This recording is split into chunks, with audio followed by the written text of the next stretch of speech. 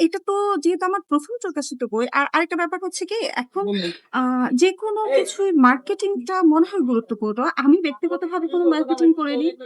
আ কিন্তু তারপরেও ভালো সাড়া পেয়েছে। এটা একটু ভালো লাগছে। আমি ইন্সপায়ার্ড হয়েছি। জি, জি।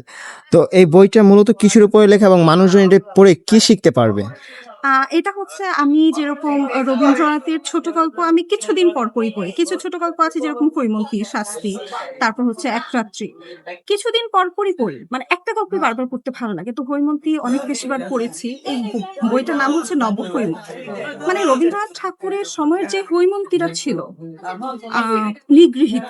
ওই হৈমন্তীরা আমরা এই যুগেও দেখতে পাই। আমরা এ যুগেও কিন্তু যৌতুক প্রথা বলি, পণ প্রথা বলি বা নারীদের শেকলের মধ্যে আটকে রাখার প্রবণতা বলি, এখনো কিন্তু বর্তমান। একবিংশ শতাব্দীতে এসেও দুঃখজনকভাবে আমরা এখন তো দেখতে পাই।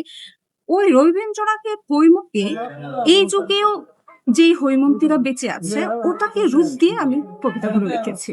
হ্যাঁ, নারীকেন্দ্রিক। নারীদের দুঃখ গাথাই এখানে প্রকাশিত হয়েছে। সেদিক থেকে নামকরণটা আমি নিজেই করেছি নব হৈম, মানে নতুন হৈমন্তী।